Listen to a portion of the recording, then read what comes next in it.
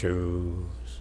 For the sake of this assembly and all living beings, please turn the wonderful Dharma wheel to teach and guide us how to end birth and death, leave suffering and attain bliss, and quickly realize non-birth.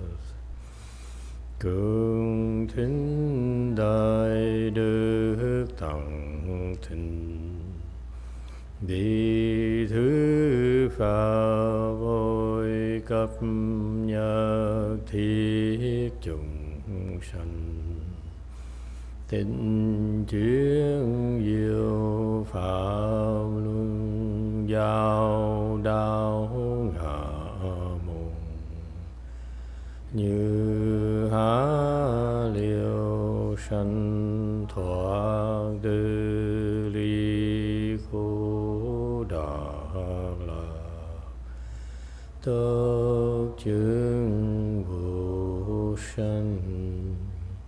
Homage to the Blessed, Noble, and Perfectly Enlightened One. Nam mô Sa Đan Thô Sư Chế Đô Ye Ở La Hơ Đi San Miao San Pu Tô Xie.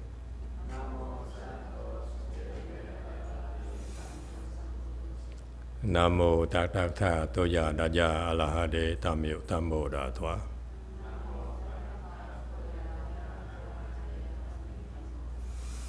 The unsurpassed, profound, subtle, and wonderful Dharma in 100,000 million aeons is difficult to encounter.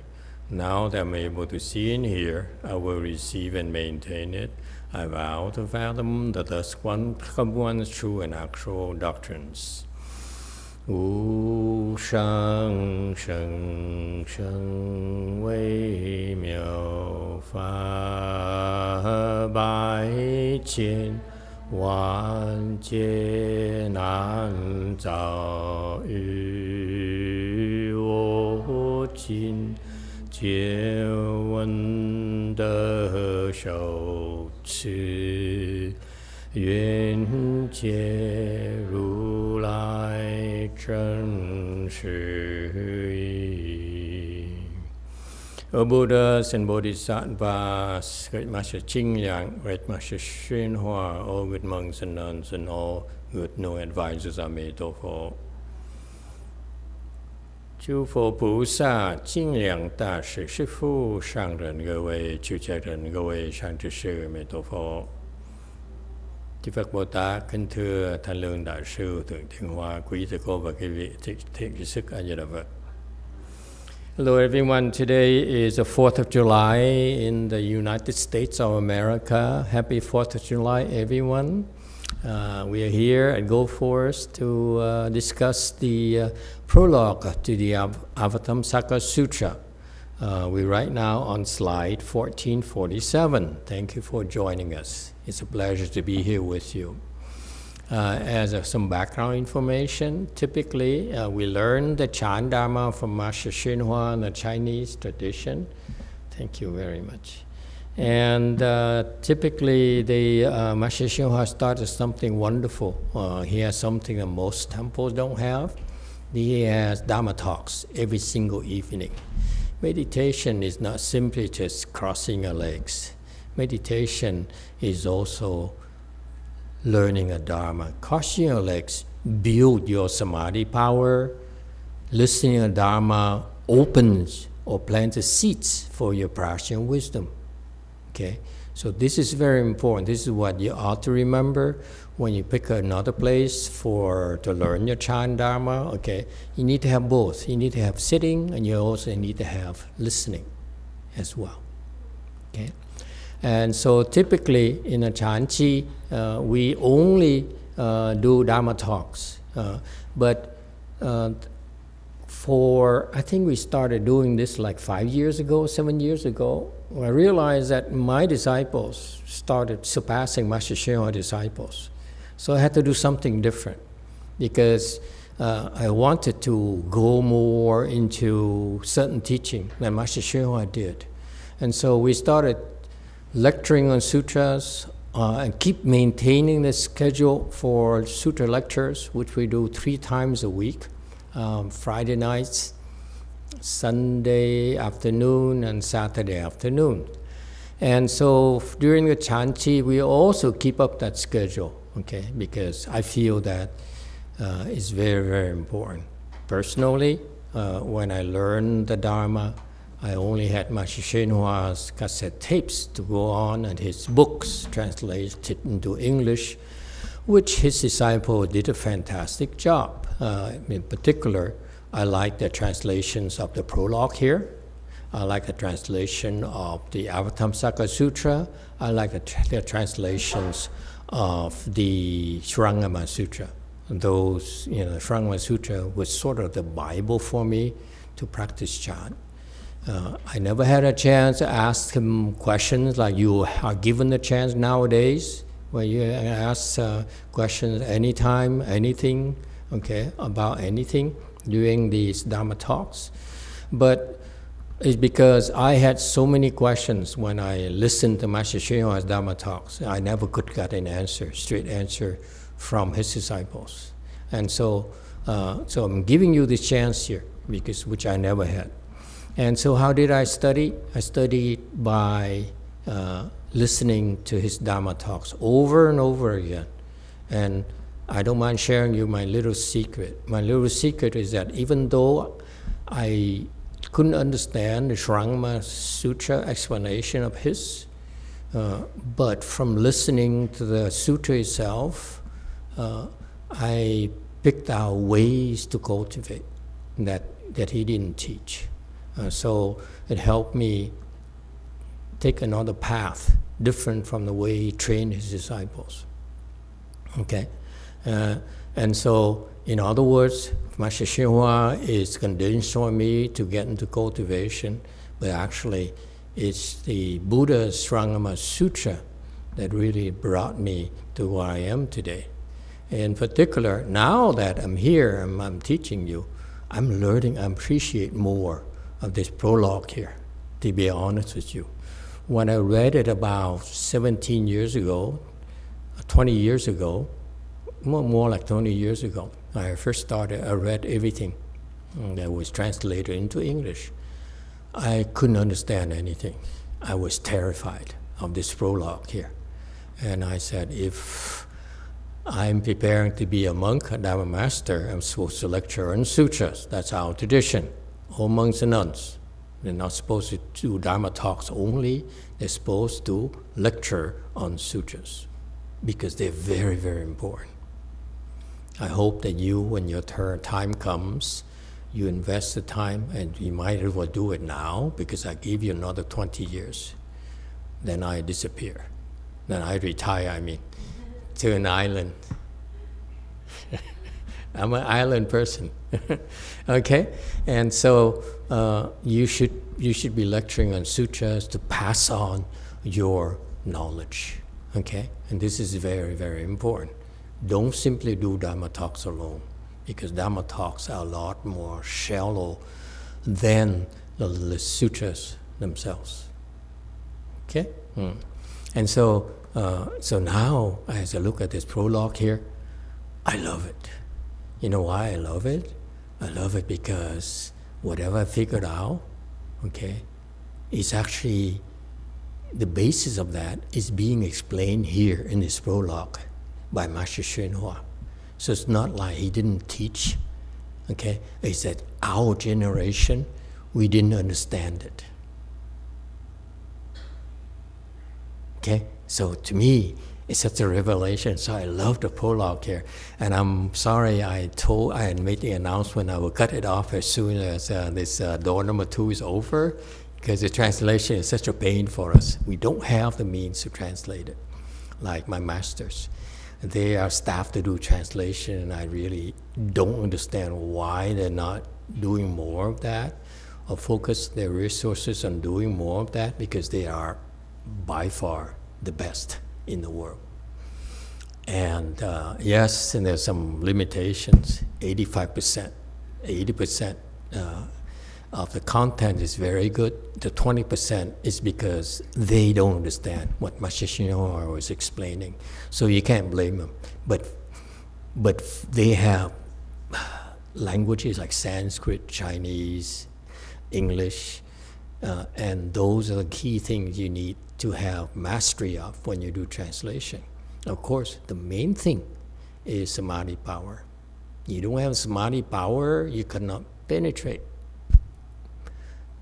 the sutra's meanings.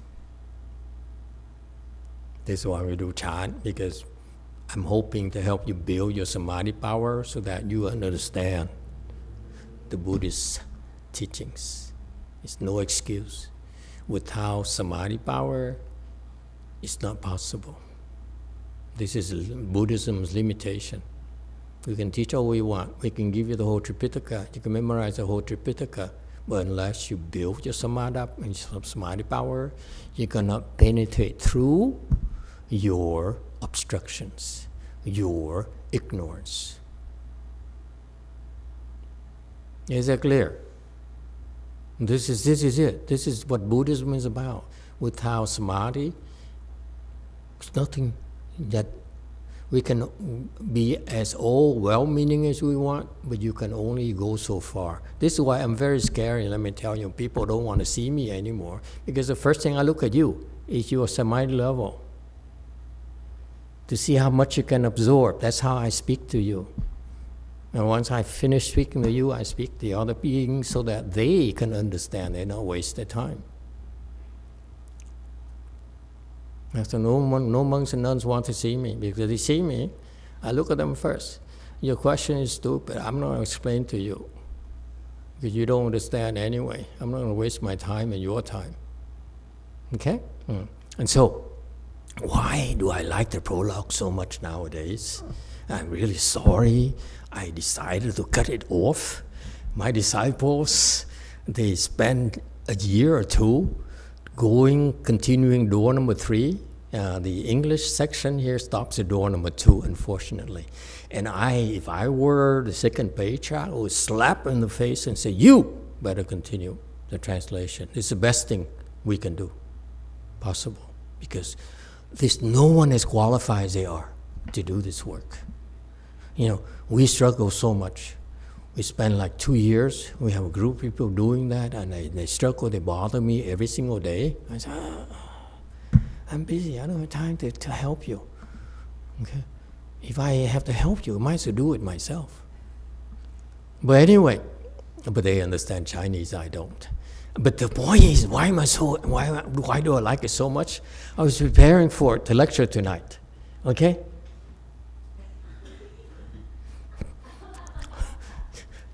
I prepared this big speech tonight, and I hope you appreciate it. Anyway, I'm kidding. So why do I like it so much?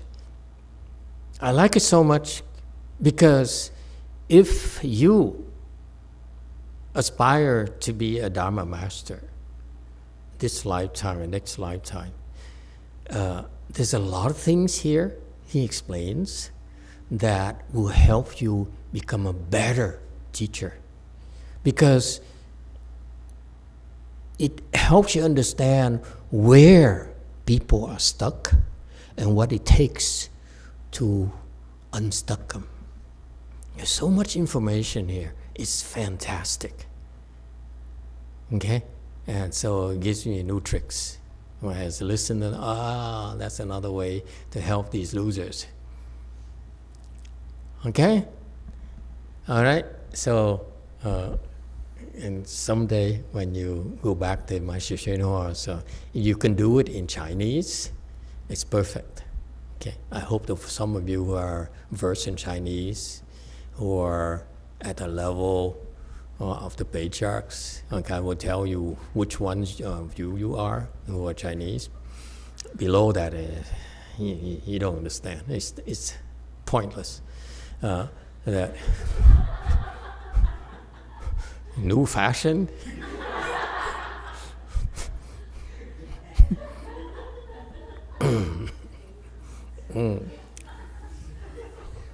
Now I feel like going to see the fireworks. I see fireworks and people's shirts. Okay, so it's very, very good. Master YongHua, this is actually, I love it because it actually confirms what I've been doing the last 20 years when I teach you, when I help specifically certain people. But actually, it's a lot more going on than that.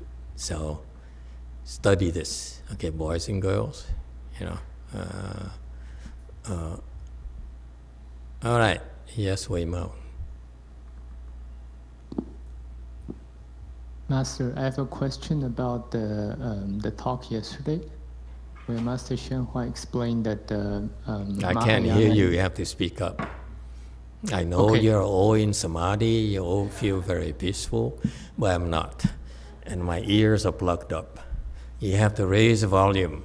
You, audio, video people, you should be a lot more alert and then sitting there and be in peace and bliss. This is not the time to do that.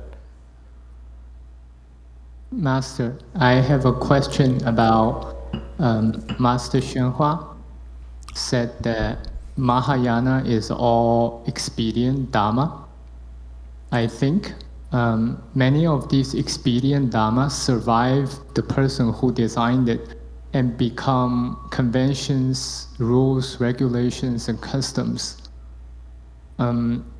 So how do I know if these conventions, rules, and regulations are still applicable today or they are outdated?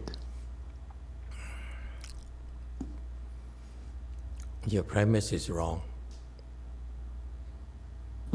Only because at your level, you don't understand expedience. Who said that expedience became conventions and rules and traditions? Expedients are expedients.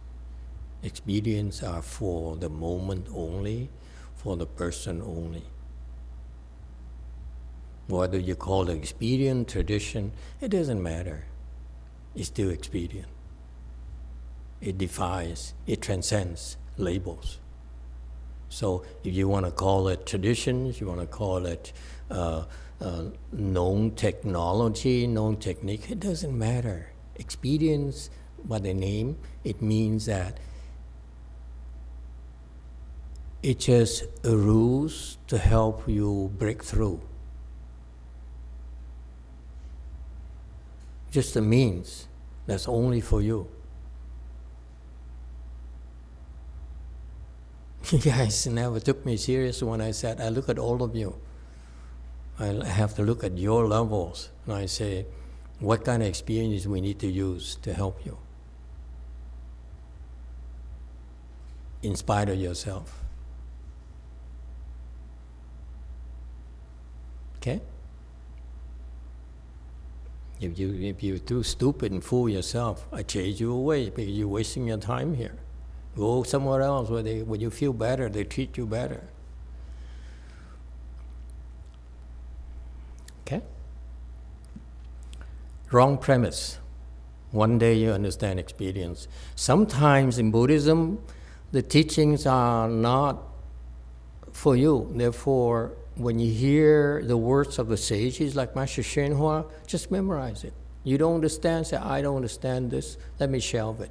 The worst thing you can do to yourself is to say, I disagree with this because I don't understand, because it goes against my values. It's like you disagreeing with the Buddha. When he taught the Agama Sutras, he says, no, this is Hinayana. This is not Mahayana. I don't want to learn Hinayana. How dare you? How stupid can you be? When he taught Hinayana, it's for everyone, not the Hinayana people. It's no Hinayana, it's no Mahayana at all.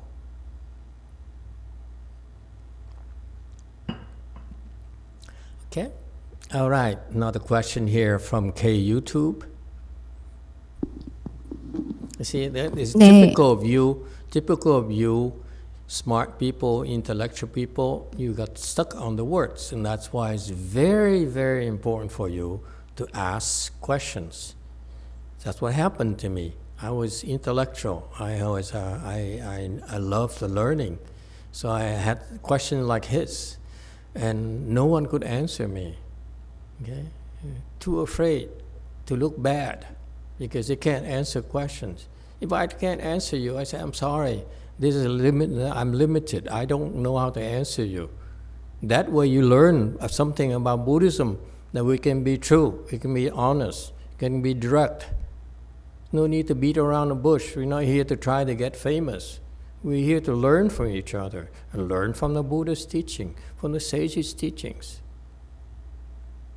If you think that I sit here, therefore I'm not learning, wasting my time. I'm not wasting my time, I'm learning, I assure you. Yes, K YouTube. 네, 강민석님의 질문입니다. 영화 선사님 안녕하세요. 입실 강민석입니다.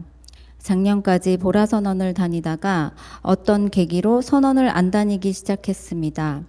저는 항상 선언에 가고 싶은데 주변 사람들의 반대로 못 가고 있습니다. 수행을 해서 번뇌를 끊고 싶다는 마음이 있는데 혼자서라도 수행을 해나가고 싶은데 어떻게 하는 게 좋을지 여쭤보고 싶어서 이렇게 질문드립니다. 감사합니다.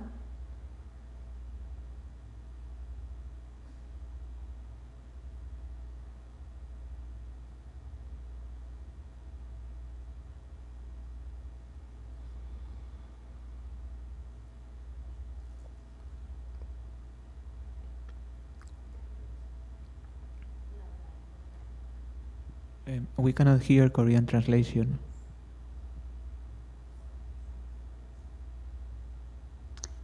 Master, this question is from Korean YouTube. Hello, Master YongHua. This is Ipsil Kangminsa.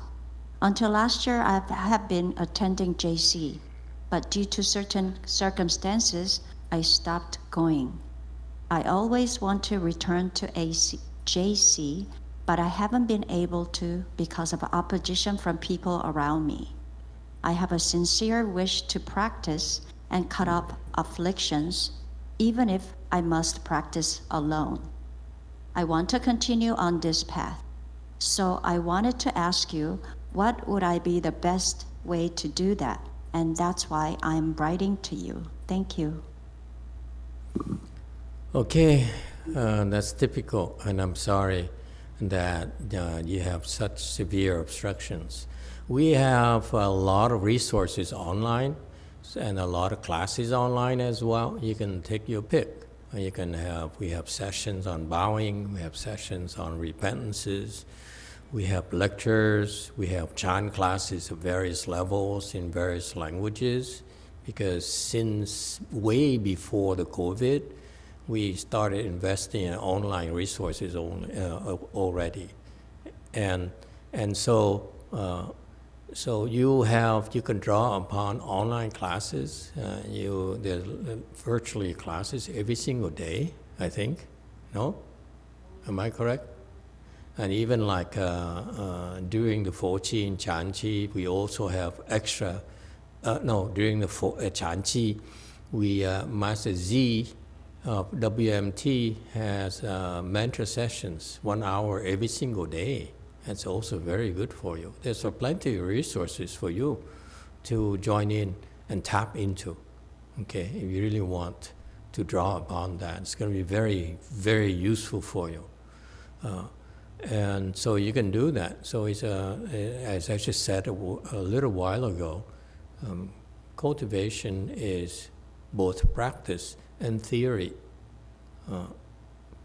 Practice is, the jargon is practice is phenomenon, and theory is noumenon. All Buddhist practices must be based on that, because sometimes through doing chant, we get to understand the principles, or when you look at sutra, you listen to the sutras, and then you understand how to practice. So noumenon and phenomenon go hand in hand, okay? And so you have a lot of resources for you to do. So all you have to do is to spend time and allocate time in your daily schedule to do it discreetly without having to make the rest of your family worried. Is this a lady or a woman? A woman or a man?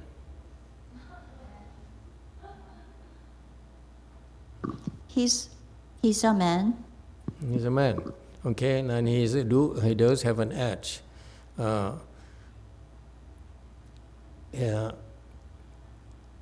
Men in your culture have more freedom, and yet you feel that you have opposition with people from your family members for you coming to the temple for you to cultivate. And how old is this person?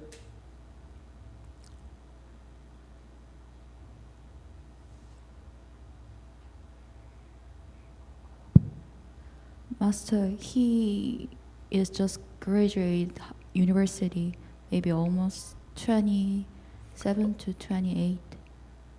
What? Master, he just graduated from university. Maybe he's 27 or 28 years old. Okay, so your family is Catholic. Christian. Same to me. Okay, so you have to find time to take care of yourself. Okay, and you cultivate online. All right, that's one thing. Another thing too that's fundamental is that you don't have enough blessings. So plant more blessings. This is where it's very difficult for us to get to you for that reason. It's without blessings, it's very difficult for you to encounter the Dharma, and let alone trying to cultivate it. So therefore, you need to plant more blessings with Mahayana, with Buddhism. Okay? So figure out a way how to plant more blessings. And when that happens, your cultivation will reap more, will yield far greater benefits, and then you'll be able to engage more with the temple. There's no substitute for going to the temple. None. After doing this for 20 years now, I know there's nothing comparable at all. Only your karmic obstructions would prohibit you from going. And they plant these strange thoughts in your head that you listen to, only because you don't have enough blessings. Yeah. All right, thank you for asking. Oh, yes, Wei Mountain. Hello, Master Vietnamese YouTube have a question. Phu Ting asks, respectfully greeting to Master, I have a question. The 13th state of meditation to open the wisdom, but at the same time, do they also open any chakra? Thank you, Master. I'm not aware of any 13 states to open the wisdom. It sounds like some form of non-Buddhist practices. What I learned from a Chinese system is no such a thing as 13 states. Okay, and I would double check, if I were you, I would double check my sources again. They may disguise themselves as Buddhists, wearing Buddhist clothes and put on Buddhist names or Buddhist appearances. But you should be careful as the source of such information. Honestly, nowadays, I don't waste time.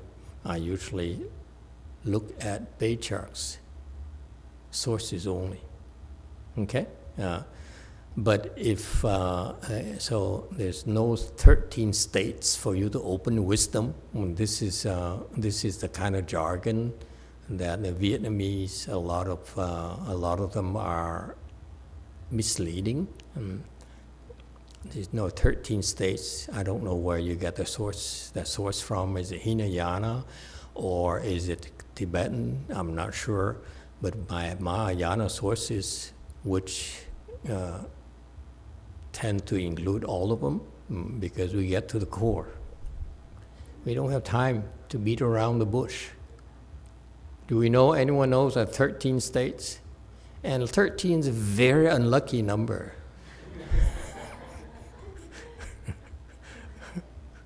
Okay, so anyway, I'm not aware of any 13 states, as I said, and Buddhism doesn't need to go through 13 states for you to become enlightened. Buddhism can go through from zero to enlightenment in a matter of very fast, like this. Okay? Yeah. So, who needs 13 states? Are you kidding me? And that's for babies. Yeah. And therefore, further, that's point number one. Point number two, okay. Chakra again is a non-Buddhist concept. Okay. Yes, it's true there are some chakras in the thing, but you know, only because at low level you see them like that. Much higher level, chakras are for babies. Okay? Yeah. Anyway, yeah, I would. So, thank you for asking. My general answer to you is your sources of information is not that good. I would find other sources. I would dump those sources and stop wasting my time. Yes, Wade Mountain. Is there a comment, Wade Mountain? Master, hello. Thank you for your answer. So I thought that the 13 state of meditation is the 4 state of form realm, 4 state of formless realm, and 5 state of the liberation or higher.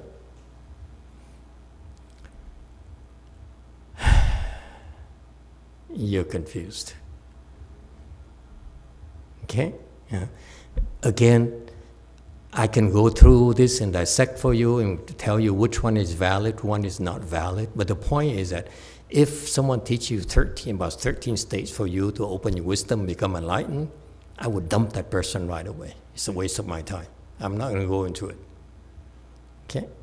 And you want to, find someone else to go into it, because to me, it's misleading information. Some of it's correct, most of it is incorrect, especially the portion that most critical for you to open your wisdom is incorrect. That's why I dump it, not the low level. Low level, it's all the same. Yes.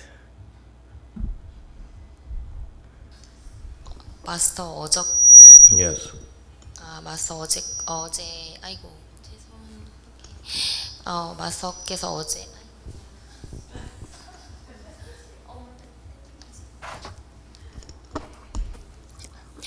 마스터께서 어제 그 방편법에 대해서 설명을 하셨는데 그 부연 설명 중에 하나가 방편은 여러 겹으로 되어 있다. 그리고 가르침을 받는 사람은 그것을 의도를 알 수가 없다. 그리고 방편법이기 때문에 반드시 그 사람에게 도움이 되지 않는다라는 부연 설명이 있으셨어요.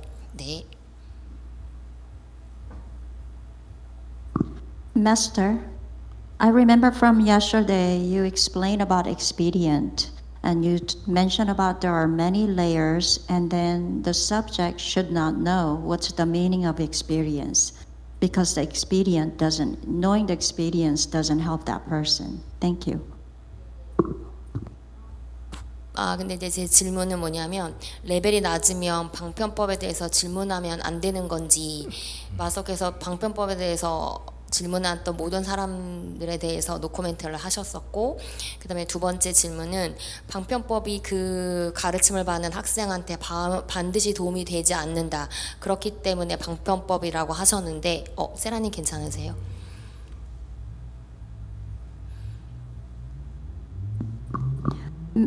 Masters, so my question is, if the someone is a lower level of samadhi, they should not ask any question about expedient. And also, yesterday you did not comment on any of the questions.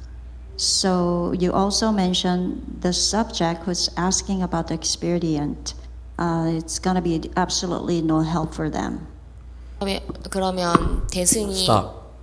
Don't go there. Okay, you're wasting your time. You can ask any questions, anytime. Let me decide whether I want to answer you or not. Because you're here, you make the effort to come and learn. So my not answering you is also an answer. Because I want to help you save time. Like the man who just asked from Vietnam. Now I see where it's coming from.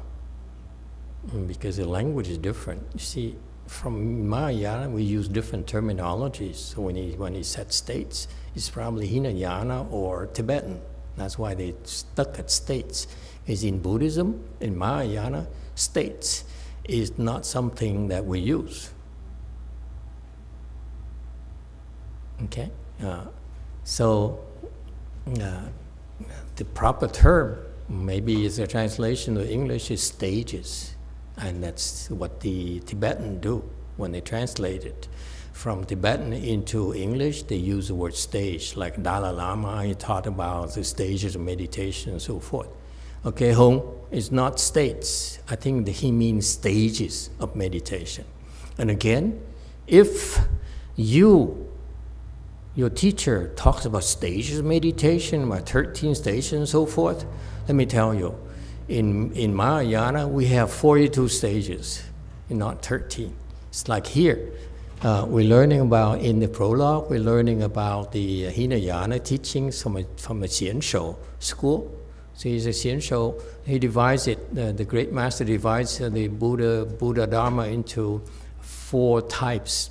And the first type is Hinayana. He's very blunt. So Hinayana, this is what Hinayana teaches. And that's what Hinayana, the 13 stages of Hinayana that the Dalai Lama talked about, or someone in Hinayana talks about, is only because they don't understand.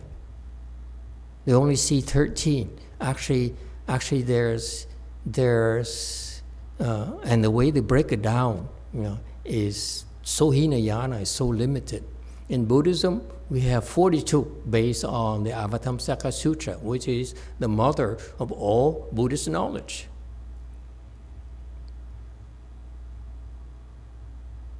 Why do you think we teach you 42 hands and eyes?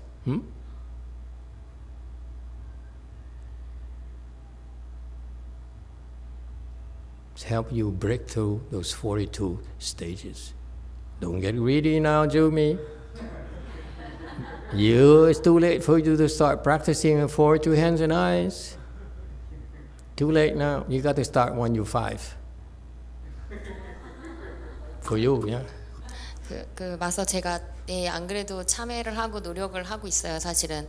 그러니까 제가 그 42수안을 몇 개를 셀렉을 해서 제 생각할 때 핵심적인 것만 셀렉해서 한 게 맞고, 이제부터는 전체 42번을 다 하도록 하겠습니다.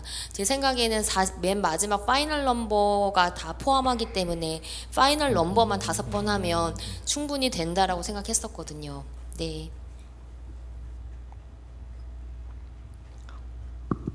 Master, I understand. I'm trying to repent and trying hard. My thought of selecting certain dharmas from the 42 hands and eyes, that was wrong, and I will start to recite all 42. It was my understanding that if I were to recite the last part of that mantra, repeat 5 times, that would be cover all the mantras. Sorry.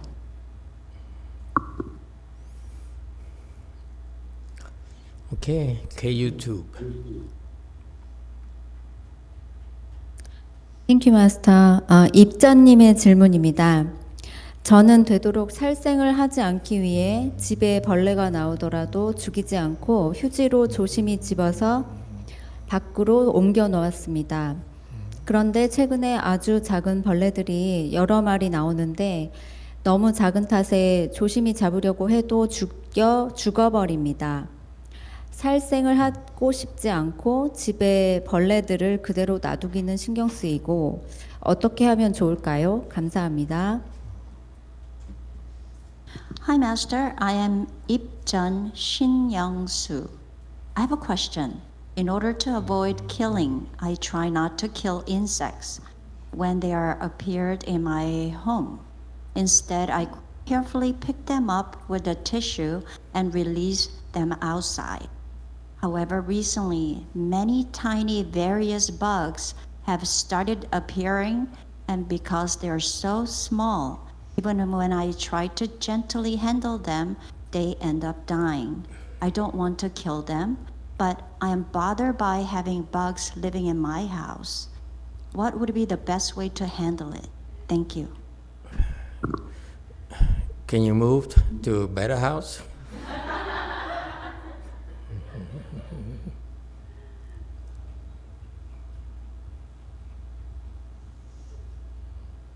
Was fewer insects, like a high rise or something, so that you commit fewer offenses? And this is a typical, that's a good question, by the way. It's an act of passion when we try to avoid killing lives. But that's not, you're a lay person, that's not how I would practice that Dharma, of non-killing Dharma. Okay? It's unavoidable until you become a first stage arhat, where some of them are able to walk on air. They don't need to touch the ground because, as Master YongHua says, because they have compassion, they don't want to even step on the microbes and kill them. Okay? And to me, that's extreme. When you cultivate, this is why we allow you to ask questions, because it saves you time. Because this Korean person here is obsessed about not killing. And that's what we call in Mahayana the obstruction of knowledge. You learn about the non-killing precept and you go berserk. You say, I'm not going to kill. You're killing left and right now. When you eat, when you drink a glass of water, there's 84,000 creatures. Now the next thing I teach you how to avoid killing microbes, you're gonna choose not to drink anything ever again? Is that what you want to do next? Master, the person who asked the question, he says, it is difficult to move to another place. Okay.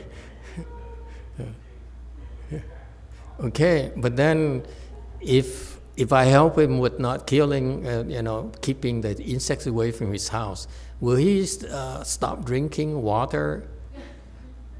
Because he's also killing a lot of beings there, 84,000 beings in a glass of water.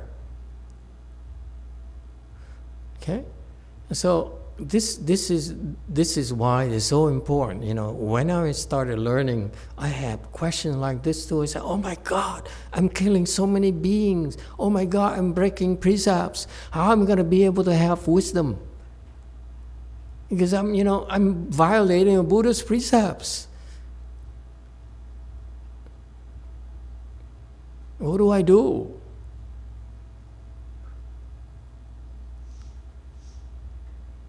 And this is why it's very important for you to ask questions. It saves you time.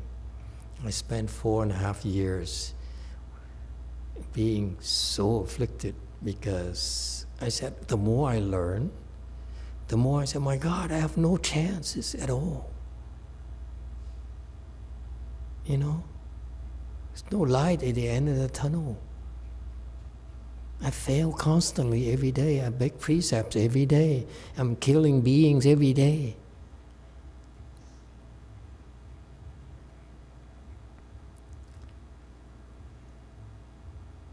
So to this person, don't worry about it.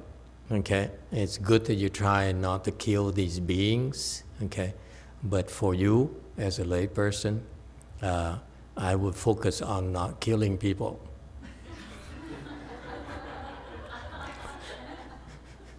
Okay. Killing microbes will not stop you in your progress towards wisdom. Killing people will. So if you avoid killing the big things, especially people and celestial beings, okay? Start with that, and you go for very, very far. I would not worry about ants right now or microbes right now, okay? Because yes, we're killing them like crazy, but they can't stop us. I hope it helps. Yes, YouTube. It turns out to be a question and answer evening. Thank you, Master. There's a question here from Ding Tai. Hello, Master. Regarding the practice of the 42 hands and eyes, can it allow a person to progress to Buddhahood? Thank you. Yes. Anyone else? This is a gift from Master YongHua. I need to clarify for you. He brought the Dharma with him to the United States and transmitted it to his disciples. Only a handful of people among his disciples are allowed to transmit it. Okay. So a lot of people who stole the information, there's a lot of information is available online. Some of them are even selling it, booklets, $5 a piece to explain to you what hand number 1 is, number 2 is, and so forth. If they resort to that, they are not allowed to do the transmission. Okay. I really was never officially received transmission from Master YongHua. And yet I transmitted to you because he told me to. Okay, because for the first 5-6 years, I was very polite and careful to his disciples. I said, because I'm going to train my disciples. I'm going to bring them to much higher level samadhi, and then that they are, and I'm sending them over there and say, I request them for transmission for 42 hands and eyes, because if they didn't, the 42 hands and eyes will disappear. Okay, but after a while, when my disciples actually surpassed all his disciples, you know what happened? He said, you should transmit it to them. I said, okay. Are you for real? So I said, are you a demon or something? Are you trying to get me in trouble? I was driving and said, this voice, because he talked to me every now and then, right? When I'm not drunk. I mean, I was driving, he said, you should transmit the hands and eyes to them.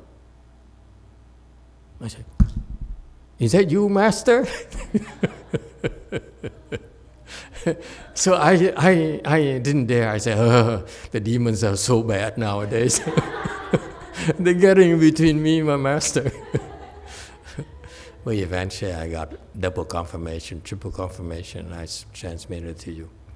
But then the next question I had is that I never really received transmission from him. How could I possibly transmit it to them if I never received transmission, or I'm allowed to transmit it to them?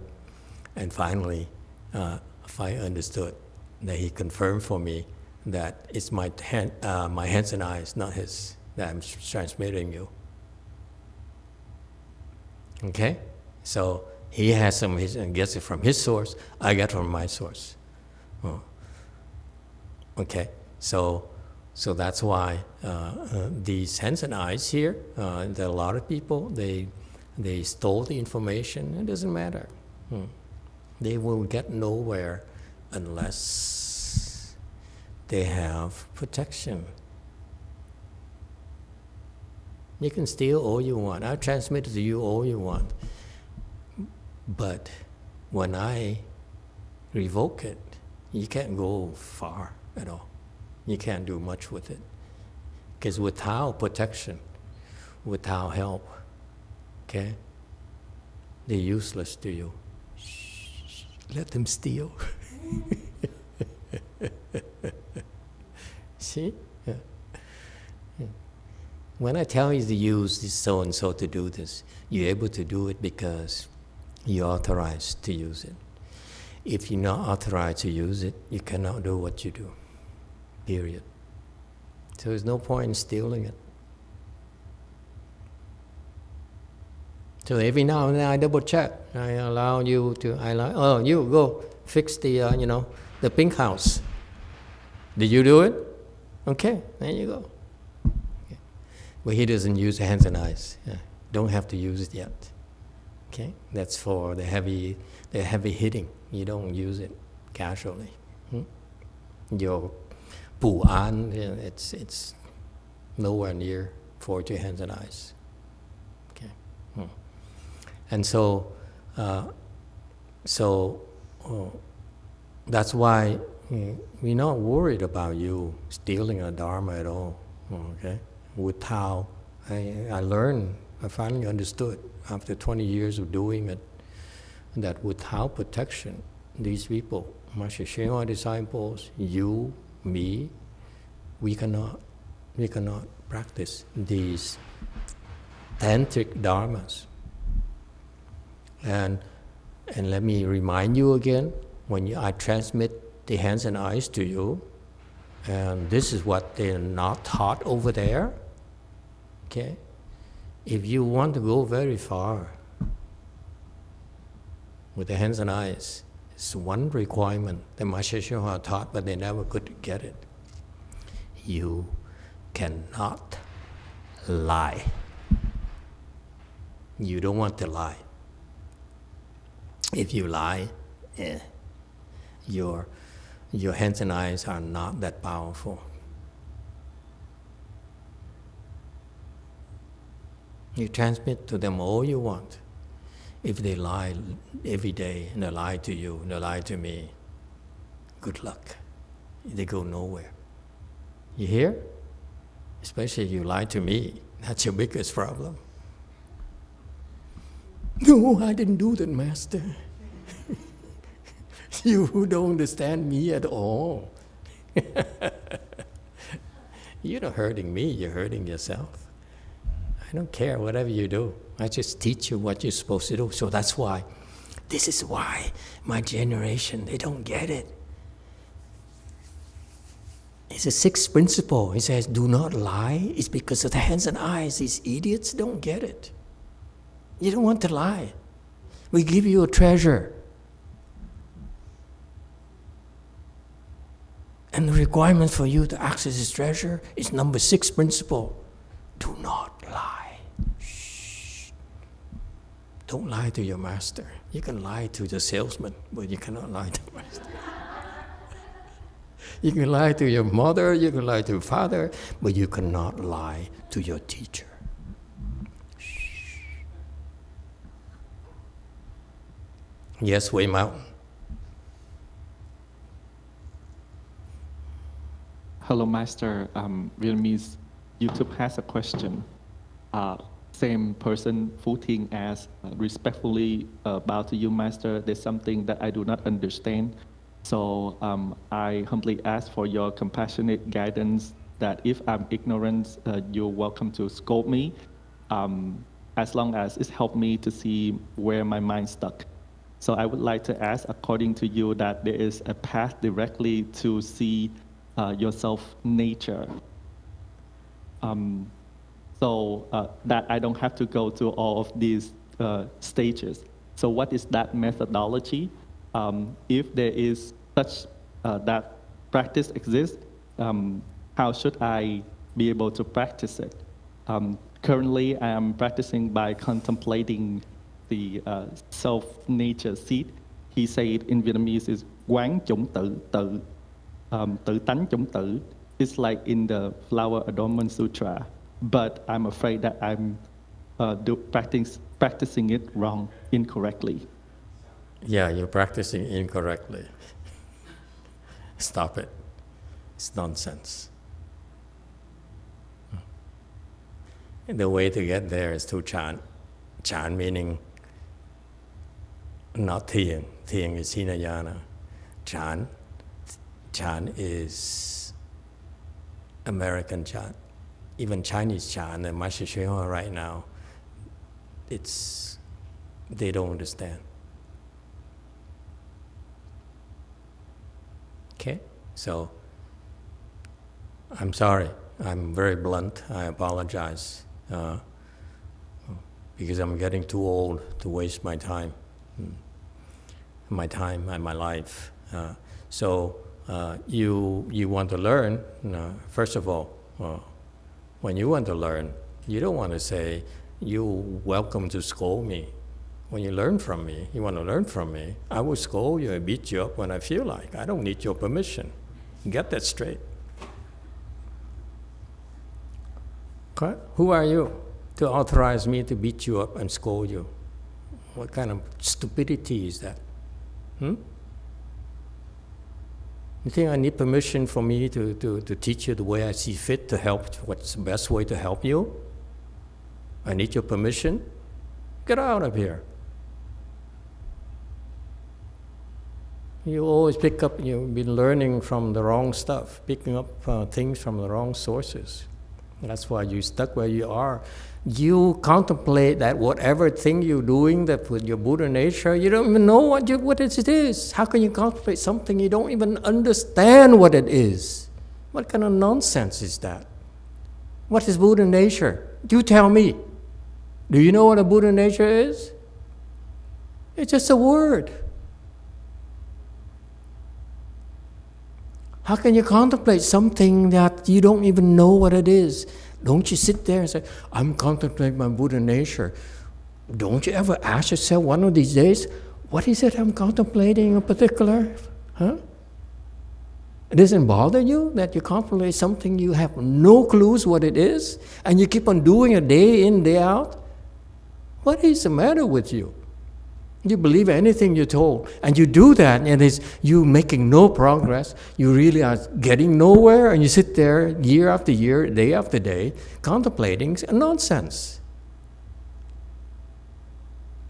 You're going to build a house. Cultivation like construction. You build a house, the first thing you do is build a foundation. Everyone has to do that. Your foundation is all wacko. Think about it, okay? You're wasting your time. Find a better teacher. A real teacher who says you're doing it wrong. You don't pick up things from you read from the internet or stuff and say, oh, this sounds so good. When your mind approves of it, 95% of the time, it's wrong.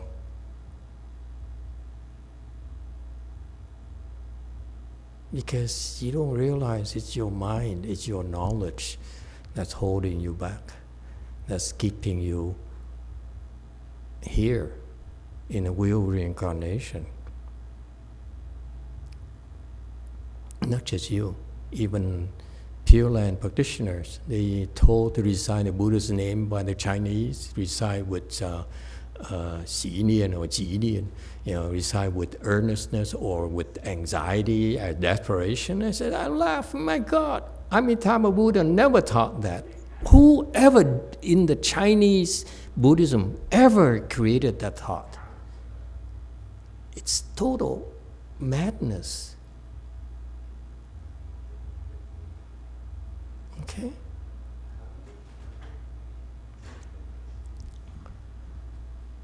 You pick up stuff that are totally full of junk, and then you decided that you know so much about Buddhism, you understand the jargon and so forth, and what you don't know is you're doing it wrong.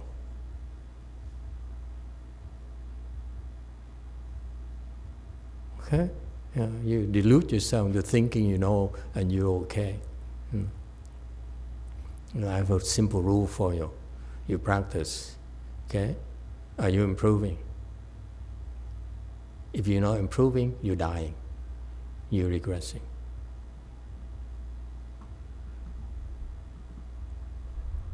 change course.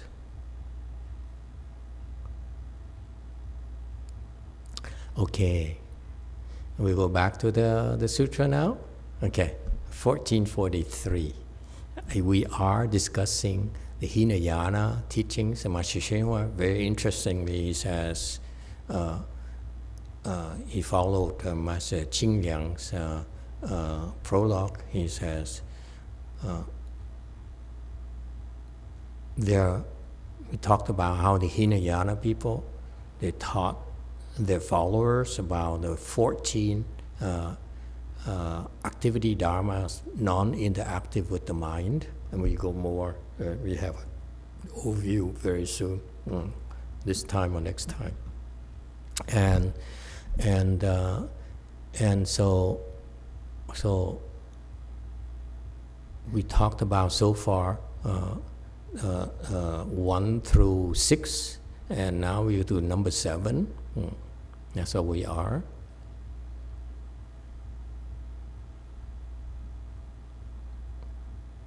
Okay, so 1443, he says the 7th non-interactive Dharma is a life faculty. Again, okay, when my interest, when I explain Dharmas or sutras to you, is a copycat from Master Shenhua, in a sense that what I love about his style of teaching is that his interest is to help you understand how to do it. Not just knowledge. Okay, so that's why, and he's the only one I found, the only person alive I found who's able to do that. None of his disciples could do that. And to me, it is why his Chinese Mahayana is dying. We need to help you understand or teach you how to do it, how to overcome your obstructions. Also, as I said in my introduction, a lot of this is in these principles behind it. That's why you, aspiring teachers, you want to study this, okay? And if you who don't aspire to be teachers, these are seeds for you. This helps you understand in the future, okay? So this is incredible information, let me assure you. There's no need for you to understand. If you get it, that's fine. You don't get it, again, shelve it. It's very, very profound information. And it's not about understanding. It's about, we want you to plant the seeds of great wisdom like this, so that one day when they mature, you reap incredible benefits. So it doesn't matter who you are, okay? You could be very lowly, you could be a little bit crazy.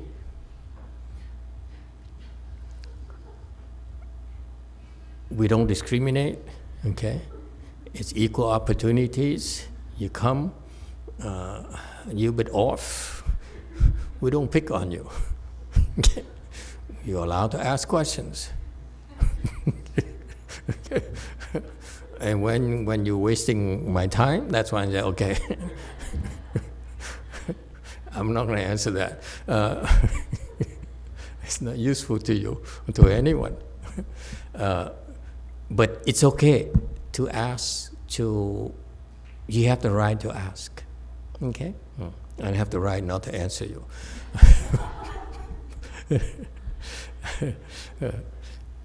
But do not ever underestimate these people. They may have obstruction temporarily, but if they don't make the mistakes of not giving the seeds a chance to mature, they can surpass you. Buddhism is a Mahayana cultivation, is the way we teach you is non-linear. Okay, Master Shenhua tends to go progressive state by states. Okay, And he is not until, maybe it's because his disciples only can understand stages, okay? But you are at the level where if I teach you stages, you'll be bored to death. So I am teaching you certain leaps, okay? So you never know.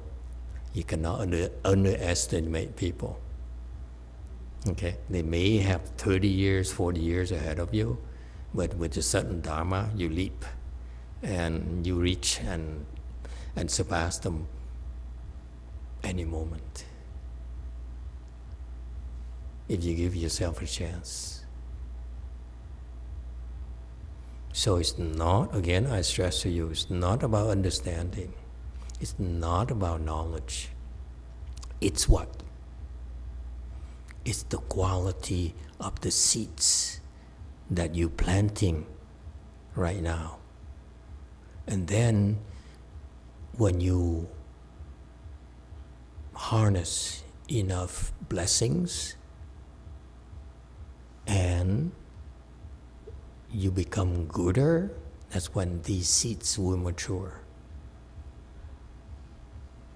The seeds are always there, but unless you give them a chance to mature, they will never mature. Okay? Yes, Wei Mao. Thank you, Master. I wanted to express my sincere gratitude to you for continuing to emphasize the sudden teaching. Over the time that I've cultivated with you, each time you bring it up, it provides me with hope and renews my commitment, because it gives me the thought that it could happen to me, no matter if my cultivation is going well or I'm struggling a lot. Just keep with anything's possible. Thank you, Master. You're welcome. Thank you for bringing it up. So that's why, and it's not talk, folks. Because, let me give you something very specific for you, lay people and left home people in particular. You may see a new kid, a new nun coming in, especially you monks, new nun coming in, and all of a sudden she gets promoted over your head by me. That's my message to you. She's the one who gets a certain teaching and you don't. It's for anyone. It doesn't discriminate man, woman, or child, or ethnicity, or color, or whatever. There's no discrimination whatsoever. Therefore, it's for everyone. There's no need to be jealous, no need to be envious. Instead, be more humble. You're amongst the greats who are able to benefit from a certain teaching when you are not able to. They're doing something right that you're not. It's there for you to learn from them. Because when I explain to you, you don't get it. That's why you have to look around you. There are people around you who are able to benefit from this Dharma a lot more than you. You learn from them because they're doing something right.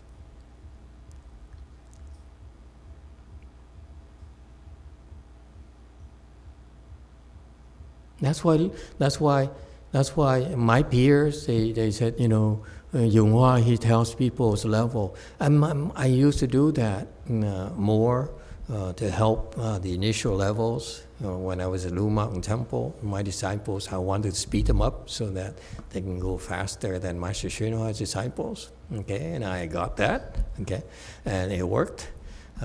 And so the reason I tell your levels, and now I do it in a different way by promoting you. I promote a woman to sit and walk in front of a monk. Just to tell you that this person has wisdom and you don't.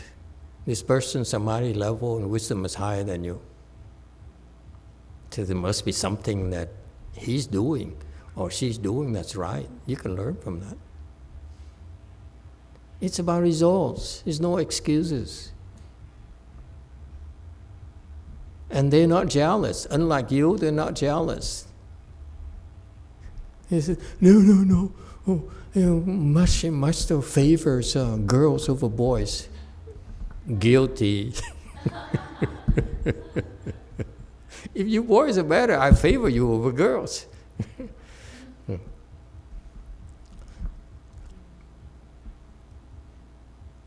It's for you. They're doing something right. This is what I never had. I never had a chance to look at someone and say, oh, he's better, she's better. They had to terrorize me before I found out that they're better than me. They had to beat me up because I was too arrogant. So he used the Kung Fu and said, no, you're not. I'm stronger than you. So, okay, you're stronger, but you certainly don't have more wisdom than I. I know more than you. I sit longer than you. And the bottom line is, folks, I teach you all the fundamentals already. It's not like I teach these people more of the people who are supposedly better than you, more than I teach you. I teach you all the same thing. They're the one who get more out of it because they follow my instructions.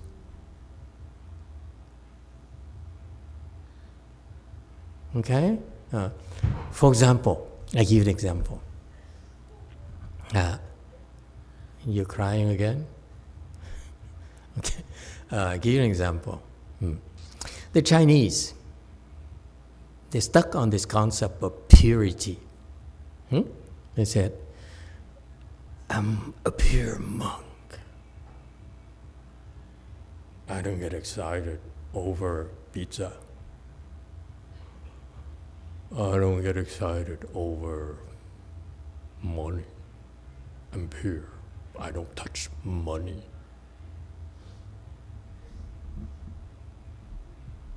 I'm purer than you. Give me a break. Here's the bottom line, boys and girls. If your samadhi level is higher than hers,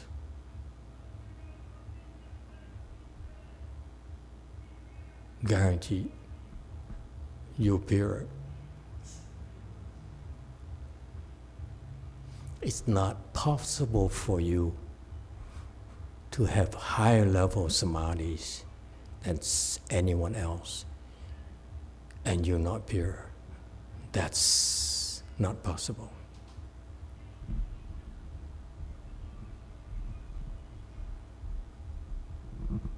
No one ever taught you that, huh? So that's why I'm demystifying a lot of things for you.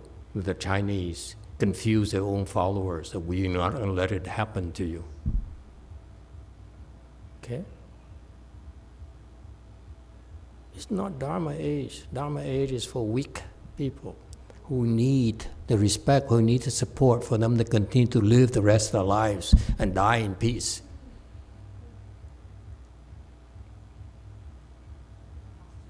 You want.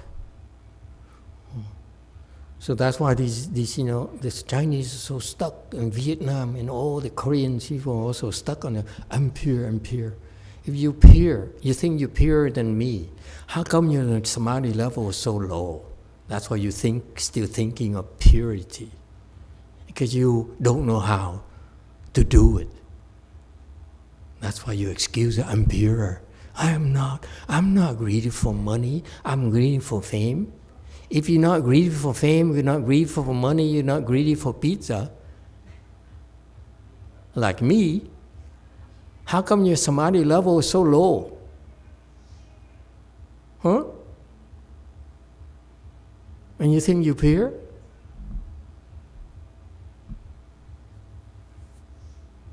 This is why a lot of things I teach you is to demystify what the Chinese confuse their own followers. And we're not going to let it happen to you. Okay? You listen. And again, that's why, like the guy who asked, the Vietnam guy who asked, 13 steps or stages. It says right there, it's Hinayana information. That's, and that's Tibetan information.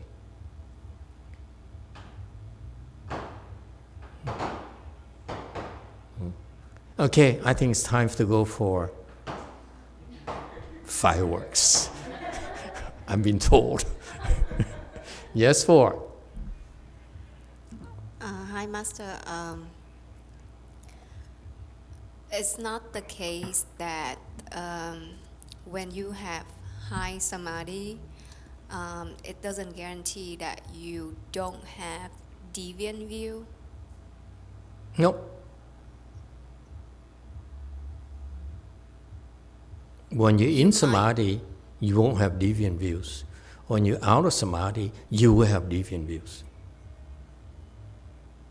That's why bodhisattvas also make mistakes. Only Buddhas don't, because Buddhas are always in samadhi. The Buddha samadhi, not just any samadhi. It's constant. It's 24/7 for Buddhas. But for the bodhisattvas, when they're not in samadhi, they make mistakes. They're prone to making mistakes. So does that? But don't tell the Asians that. The Asians will say, oh, bodhisattva, they are perfect. If they're perfect, they're not called bodhisattvas, idiots. They should be called Buddhas, not bodhisattvas. Bodhisattvas are partial Buddhas, meaning sometimes they're Buddhas, and most of the time they're not. See, the Chinese won't ever dare tell you that. They think you want, oh, he's a bodhisattva, we revere him. Have you ever seen a bodhisattva when he's angry? Oh, you're not going to like it.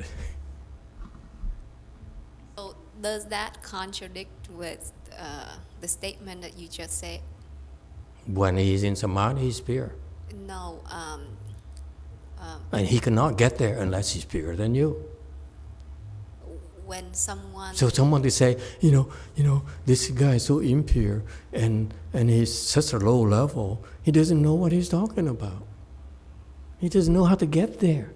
He doesn't know what it takes to remove his impurity where he's at right now to get to the level of purity. He has no business commenting it. He's an idiot. You worry about yourself. You don't comment about other people's purity. So the purity is different from the possibility of having deviant view.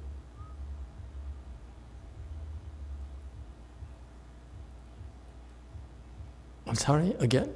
Never mind. I think I think I got it. You're confusing me. Your impurity confuses me. Yes, you too. So many impure people in the world. You have a question here from Elisha. She's trying to figure out exactly what is said in teaching. She has a question. Is it something like a breakthrough through somebody's mind to open it? It's like, let's say somebody controls what they think or what they let No, don't go there. Let's not go there. If you want to know about certain teaching, read the 6th Patriarch Sutra. It's all certain teaching, all of it. And my teacher explained only a small section of it as certain teaching. To me, 6th Patriarch is all certain teaching. Okay, go there and read it. Don't try to understand. Just read it. Yes, dear.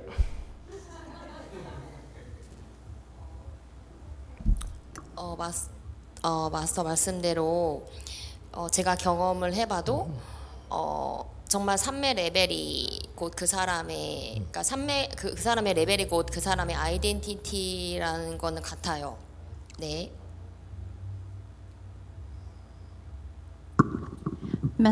Master, with my experience, samadhi level is the identity of that person. 그러니까 무슨 말이냐 말씀대로 정말 레벨이 높은 사람이 좀 더 복을 많이 지었고 마스터 인스트럭션을 따랐고 또 스케줄을 따랐고 좀 더 손해를 감수한 것 같아요. 제가 봐도. Let's not go there. You're wrong. JC.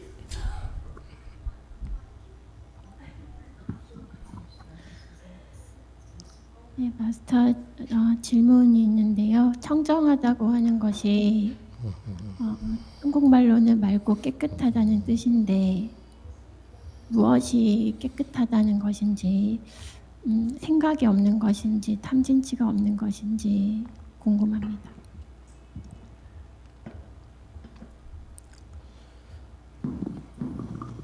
Master, in Korea, when you talk about purity, it's clear and pure and clean. What does it mean, purity here? Does that mean no three poisons and no thought? Yeah, simple as that. You can start with no three poisons. Your mind is free of three poisons. You have no greed, no anger, no stupidity. But that's not all of it. You can do that. Then we can talk about purity. Begin to talk about purity.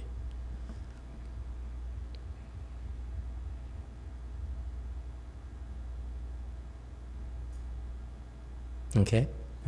And then the next level is no thoughts, like the Chan school, no thoughts. And then another level I'm not teaching. When we talk about level of purity of bodhisattvas, that's the third level.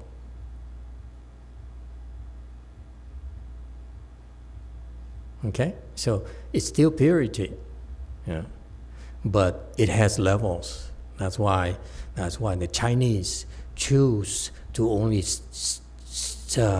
explain about the first two. And because they only explain the first two, they don't explain number three for bodhisattvas, that's why it becomes so mystical. And that's why there's so much misunderstanding, especially because of that misunderstanding, the Sangha, the Sanghas can confuse you.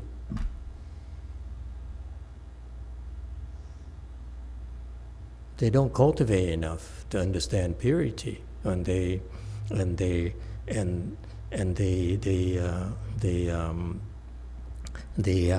don't understand the process, and that's why, and it's okay. It shows their level. It shows where they're at. Okay, it helps us identify them quickly, so that we don't waste time with these people. We have standards. Okay. Again, the purity that the Chinese taught their own kinds and the Asians taught their own kinds is only first two. No three poisons, no thoughts. There's one more, but they're not teaching you. You're not teaching their own yet.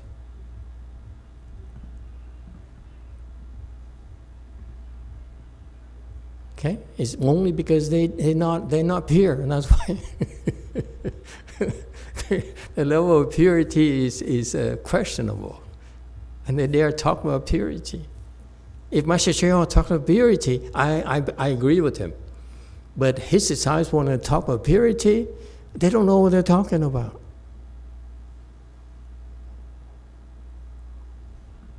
It's a sales pitch.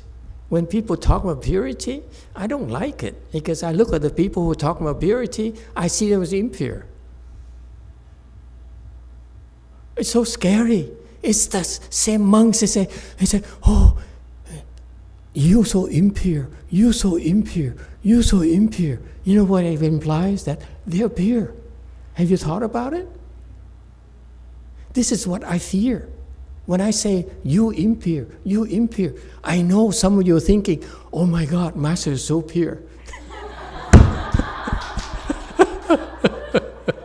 That's the last thing I want. My gosh, whether I'm pure or not is my business.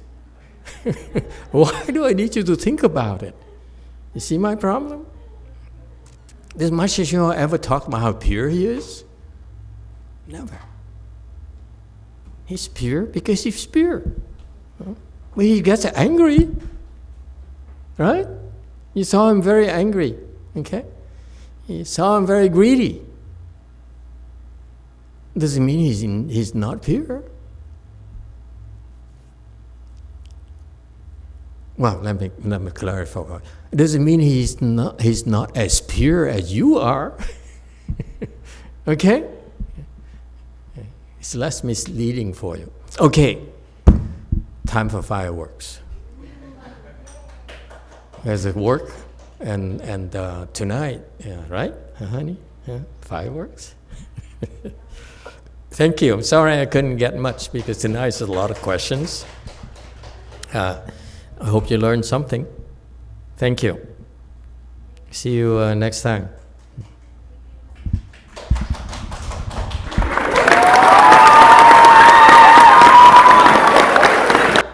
So many jokers.